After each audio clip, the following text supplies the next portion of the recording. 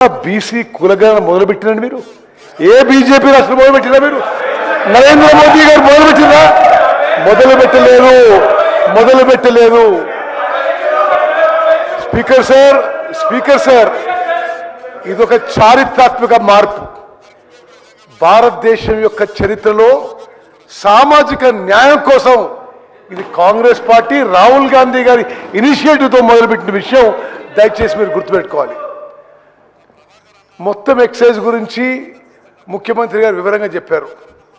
నేను నా సుదీర్ఘ కాలంలో శాసనసభలో పార్లమెంట్లో అనుభవంతో ఇంత భారీ స్థాయి ఎక్సర్సైజ్ ఇంత మెటికులస్గా ఇంత సిస్టమేటిక్గా జరగదని చెప్పి నేను మనం చేస్తాను.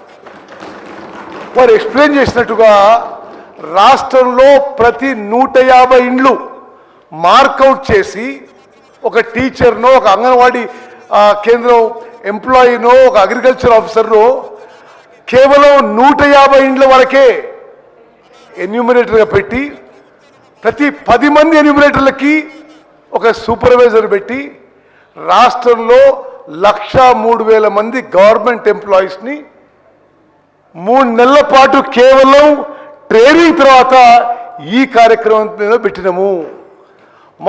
మా ప్రభుత్వం యొక్క చిత్తశుద్ధిని మీరు శంకించొద్దు.